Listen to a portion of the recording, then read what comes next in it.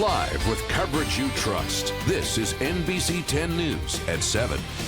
Now at 7, flying high. The rain fades and it's a spectacular day at the Rhode Island Air Show. Shocking fall. A fan plummets down an elevator shaft at Fenway Park. But first at 7, a long-awaited homecoming. An injured firefighter finally comes home. It's been more than 2 months since Westport firefighter Steve Lopes suffered catastrophic injuries after falling from a roof. Today, for the first time, he's back home. NBC 10's Tony Gugliotta joins us now live from the newsroom with the story. Tony? Well, Frank, it's been a long road, but now Stephen Lopes happy to finally begin the process of normalcy once again. Seeing him walk down that path, it was amazing. Yeah, because when you first saw me, I couldn't even walk. Yeah, you were just in the bed. Stephen Lopes and his son can stand on the back deck of his new home and talk about anything they want. Something seemingly so simple seemed almost impossible not long ago. It's like a new start, you know? You get a new lease on life. I was lucky. Come home to a new place and pretty excited. Lopes was welcomed home by his brothers and sisters in the fire department. They lined the streets along his route. Seeing them reminds Lopes how important they were in getting him to where he is today. And I was lucky that, we have the paramedics that are also firefighters in town that were there. My own guys worked on me. They took great care of me. And they saved my life, those guys. And now the town is doing what it can to save his wallet. As reported on NBC 10 earlier this week, the town's insurance policy on Lopes doesn't cover all of his recovery expenses. The town council has approved $465,000 to help cover immediate expenses and is planning to add a catastrophic injury clause to its insurance policy this summer. Lopes glad that the town is using his situation to improve itself. It seems that, unfortunately, because of an unfortunate accident, at least they're going to stop being proactive. Now Lopes and his son move on as well, knowing the road will be hard, but remembering all that he's accomplished so far. All of those days, you were never the same each day. You were always getting better and better. It was pretty amazing to see you progress. Boy, father and son happy to be together again. Now Lopes says he's looking ahead to at least a year's worth of physical therapy, but he says he's certain that he will walk once again. Live in the newsroom tonight, Tony Gugliotta, NBC 10 News.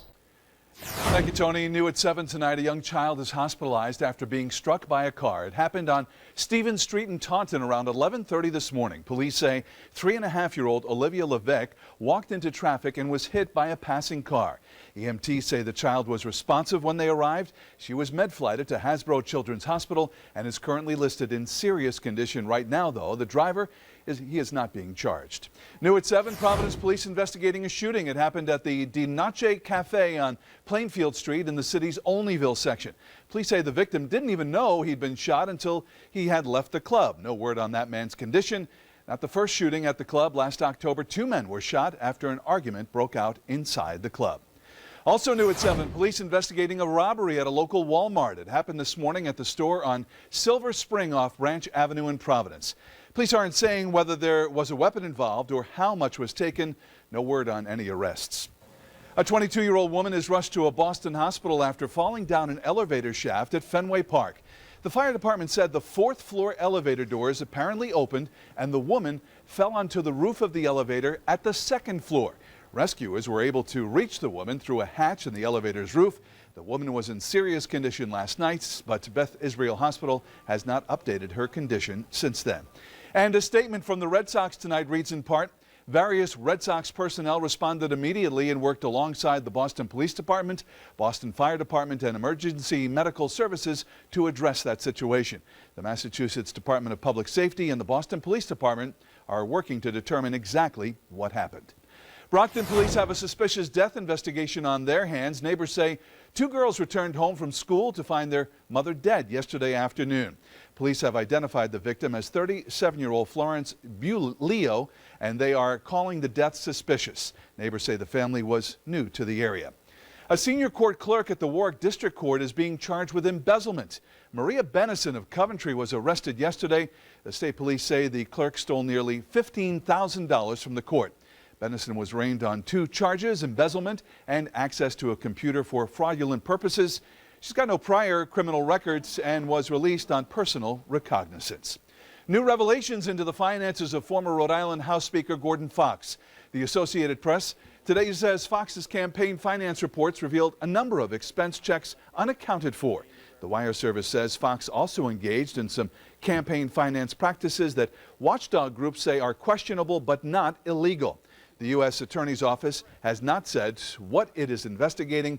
Fox resigned as Speaker the day after his home and State House office were raided.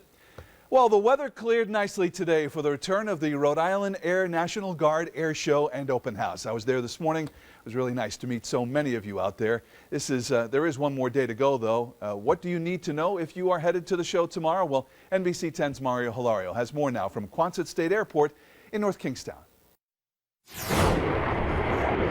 The need to see speed returned to Quonset Saturday for the Rhode Island Air National Guard Air Show, and the performers did not disappoint. It's my first time here, and I was really surprised, really impressed with the exhibits, everything here, and the aircraft.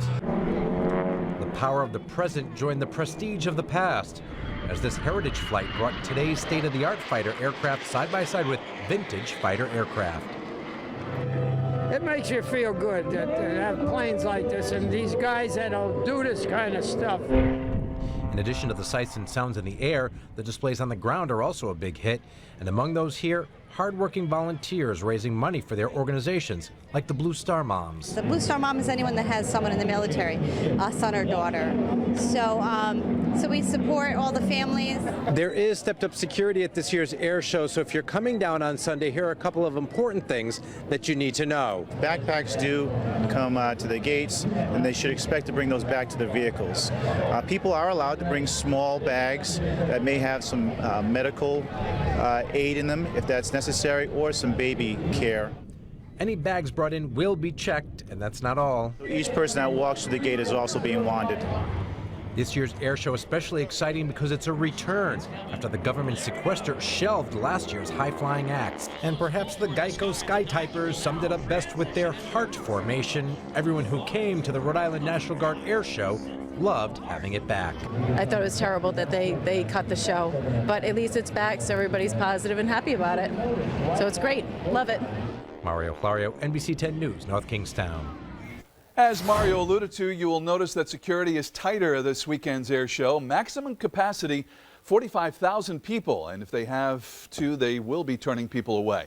The stepped-up security also means changes for what you can bring through the gates, things you'll want to leave at home or in your car, open containers, coolers, backpacks, and pets. You are allowed to bring a blanket, folding chairs, regular-sized bags, purses, and umbrellas. And be prepared because, as Mario said, everything that goes into the air show will be checked. Now, as for getting to the air show, the National Guard is trying to relieve some traffic stress. There'll be signs guiding you along the way, along with military personnel to help with parking. Air show gates open at 9 a.m. on Sunday. Many of the on-air crew from NBC 10 will be there too. And for more information about the air show, we invite you to check out our website, turnto10.com. Coverage You Trust continues. New at 7, the world considers its response to the radical group that has kidnapped those Nigerian schoolgirls. Also ahead, the death toll grows in that Turkish mining disaster. And RJ's here with our local weather forecast. Beautiful day today after the 1 to 2 inches of rain across southern New England. Clear skies now, cool and comfortable night tonight. Seasonal high is 69 degrees this time of the year. What will it be like tomorrow? Well, it was beautiful today at Cheppewayoksett Point in Warwick from Rick O'Brien. More of your Facebook weather photos and the updated 7-day forecast coming up. Closed captioning on NBC 10 is brought to you by Cardi's Furniture. Nairobi offers same-day mattress eye delivery 7 days a week.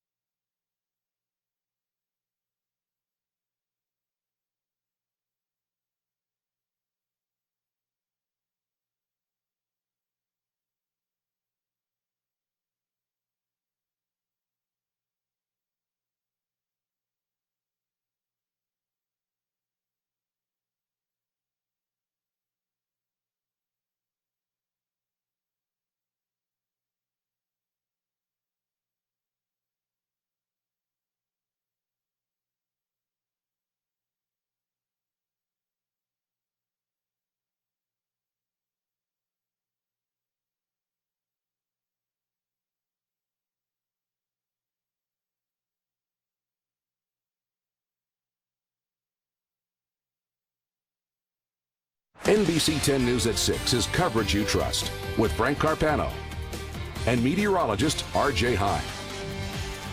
The death toll in Turkey's mining disaster continues to rise. More bodies were pulled out of the mine this morning, bringing the death toll to 299. The Turkish government and company officials deny that negligence caused the collapse. It is Turkey's worst industrial disaster ever. New at 7, leaders from Africa and Europe meet in Paris to plan a response to the violence in northeastern Nigeria perpetrated by militant group Boko Haram. NBC's Bill Neely reports.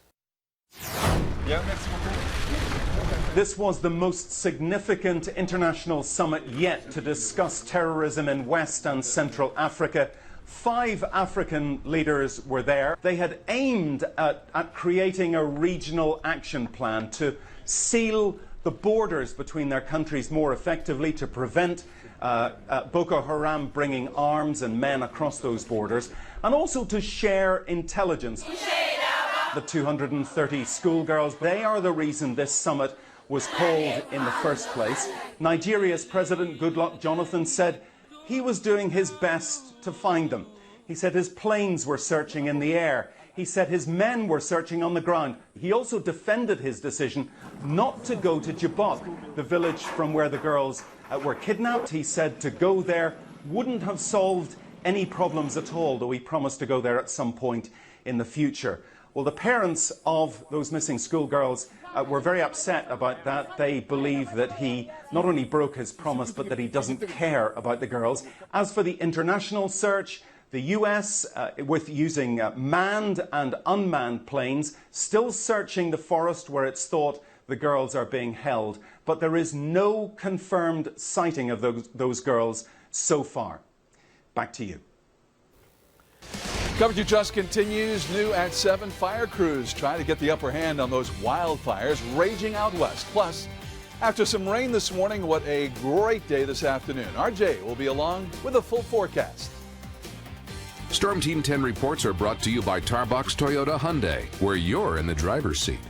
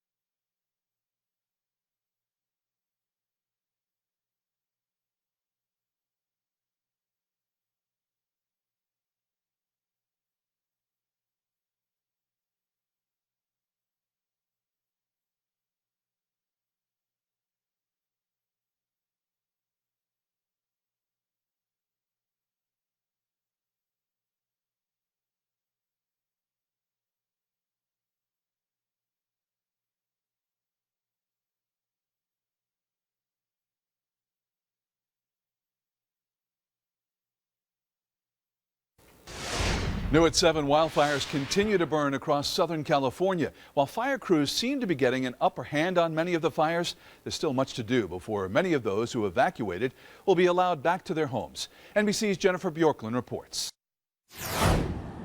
The flames that chased thousands of Southern Californians out of their homes this week were driven by hot canyon winds, unseasonal in the spring. Now the May weather pattern is back, and so are evacuees. Alessandra Dearneck home again now. Watched the Cocos fire creep over the ridge above her home Wednesday. She grabbed paintings and pictures and held on to hope. This is part of the story when Chuck and I met. You know, first toys, first little sweaters. Suzanne Bearline, still in the clothes she left in, also relieved she has a home to come back to. There are some who don't. Swarming. In a hotel, April Cunningham watches live coverage of the fires. It's hard to tell. It's a washer and dryer or something. Oh, that's Jeannie's, brand new one. My God, That's my house, there's my dove. Cunningham is looking at this for the first time. Her home on the Harmony Grove Spiritual Community was in the path of the fire where crews say nothing could have saved it. It took it probably 2 minutes to make it through here and do all this devastation. 2 minutes. While most of the burned areas are repopulated now, some military families to the north are still under orders to stay out and wait it out. And that's the biggest thing that scares me, is the not knowing if it's going to get put out. On day 5 of this fight, exhausted crews doing their best to put these fires out and give everyone something to come home to. Jennifer Bjorklund, NBC News, San Marcos, California. Tough time out there, and there was a bit of a scare this morning here in southern New England with all the rain we were having. 2 inches in Connecticut, about an inch in southern New England, but the skies finally cleared out just in time for the air show. Nothing going on Titan radar right now, so we have a beautiful night tonight, beautiful day tomorrow. There may be a pop-up rain shower in the afternoon. This photo snapped from Rich Solgott. This was the view from Goddard Park of the stuff going down to Quonset. Look at those blue angels in the sky. He posted that to my Facebook page, just like Rene Souza did, catching the rolling waves at Satuous Point. You can do the same. Like my page, post your pictures to my page, and I'll put some of them on the air tonight.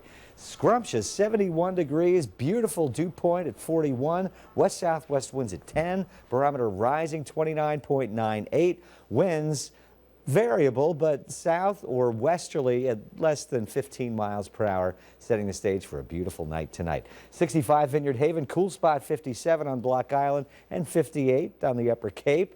Otherwise, temperatures in the 60s will be falling down into the low 60s by midnight and then 45 to 50 just before sunrise. 10 o'clock tonight, 62, 63 degrees, lots of stars. 8 o'clock in the morning after 45 to 50, 55, 56, 57. 2 p.m., 71 away from the water. Could be a pop-up rain shower in the afternoon, 66. Don't expect any of those the closer you get towards the coast. So the beauty of a weekend continues. Watch out for that isolated pop-up rain shower in the afternoon.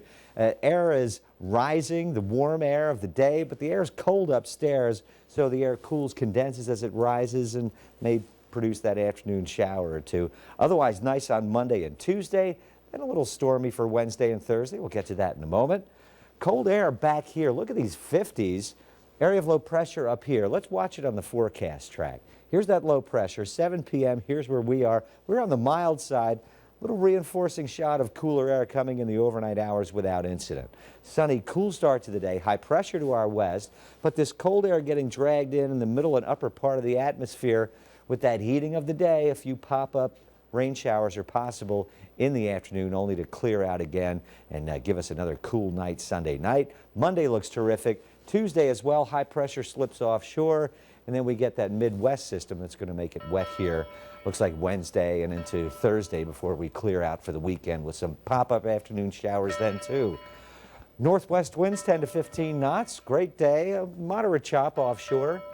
Sunrise 5:23, sunset 8:02. High tide at Newport about 11:30 in the morning. So Sunday 72, that's mid to upper 60s along the coast. Pop-up afternoon rain shower. Don't cancel your plans. Another great day for the air show. Monday, Tuesday, sunny, near seasonable. Wednesday, rain develops. Ends Thursday morning, mostly cloudy in the afternoon. Friday and Saturday morning, midday sun, pop-up afternoon rain shower, seasonable temperatures. And RJ and I were down at the air show with some of our co-workers today. We had a lot of fun seeing so many of you down there. It turned out to be a great day. It was fun. It was. All right. Thank you, RJ. Ahead, sports coverage you trust. Big day for Bryant University. Their lacrosse team trying to advance to a national semifinal. Of highlights and reaction. Plus, the school softball team looking to avoid elimination in the NCAA tournament. Sports is up next. Throw up a run in. Ogata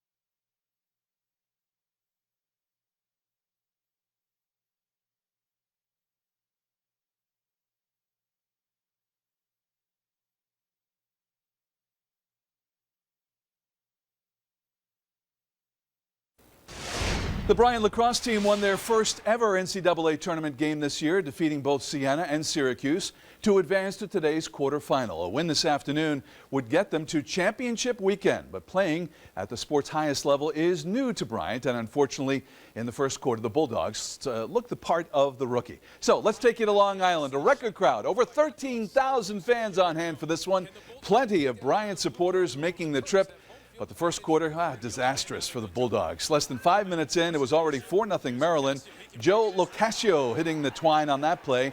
The Bulldogs only allowed double-digit goals twice this season, and today they allowed 7 in the first frame alone. Second quarter, this guy was the bright spot on a tough day. Colin Dunster with his first of 4 goals. It was 9-4 at the half, but 4 Terrapins had at least a hat trick, including 5 goals from Mike Chanachuk. And Maryland wins 16-8. Afterwards, he said his team learned a lot from Bryant's upset over Syracuse. We just kind of watched the film of their game last week against Syracuse. They played a lot of zone, and our coaches really prepared us really well for that. So it was just a matter of letting the ball do the work today, not being too greedy, making the extra pass, and when I got my shots, I was able to can them. Bryant still finished with a program best 16 wins. This was their first trip to the quarterfinals. Meanwhile, the Bryant softball team also playing in an NCAA tournament game today. After losing to Oklahoma yesterday, this an elimination game against Hofstra. The Bulldogs jumped out to a 2-0 lead, but in the bottom of the first, Tori Rocha hit a 3-run home run. That capped a 6-run inning for the Pride. But in the third, Liana Ogata rips her second RBI single. Lauren Guy scores, and that ties the game. But right now, still in progress. Hofstra back ahead 8-6. Final details coming your way tonight at 11. Over on the baseball diamond, the Red Sox are hosting the Tigers tonight. The game just getting underway moments ago. Many Sox fans are breathing a sigh of relief today over a couple of injury scares. Shane Victorino is in the lineup this evening despite an MRI revealing swelling in his left knee. And Xander Bogaerts was not seriously hurt yesterday, that despite the fact that he was hit with a 96-mile-an-hour fastball. Unfortunately, the news is not as promising for Will Middlebrooks. The Red Sox third baseman is headed back to the disabled list. He fractured his finger on this line drive in the first inning of yesterday's loss. Brock Holt, he's been called up from Pawtucket to replace him, and despite the injury, WEEI is reporting that Boston is not currently talking to Stephen Drew. The free agent infielder is still without a team despite playing 124 games for the Red Sox last season. Basketball now. URI announced today that they've signed a coveted recruit. Guard Jared Terrell has committed to the Rams. A native of Weymouth, Massachusetts, Terrell is considered a top 100 recruit. He originally committed to Oklahoma State but then backed out. Terrell was also considering Providence and Boston College, among others. Meanwhile, the Bruins may be eliminated, but their minor league team soldiering on. In progress as we speak, Game 5 of the Eastern Conference semifinals between the P Bruins and the Wilkes-Barre-Scranton Penguins. So far, no score over at the Dunk. Providence won a thrilling game in overtime last night, and the series is now tied at 2 games apiece. We'll have highlights of that one for you coming up tonight at 11. And also coming up tonight, the Revolution visiting Philadelphia. This game just underway as well. The Revs have been red hot going into this one. Currently tied for first place in the Eastern Conference. The Union, meanwhile, just snapped a club record 9-game winless streak earlier this week. Highlights of this one also coming your way tonight at 11. That's a check on sports. RJ, how about another check of the forecast for a lot of folks who are headed to the air show tomorrow? Well, we couldn't have gotten luckier. 8, 9 o'clock, the clouds started to move away. The rain started to move away. We have a clear and beautiful night tonight. Titan radar is clear. Cool temperatures, average low this time of the year 49. Will be between 45 and 50. Just come sunrise. Temperatures in the 60s now, even on Vineyard Haven 65. So looking good for Sunday. Keep your eye to the sky for a pop-up afternoon rain shower. 72 upper 60s along the coast.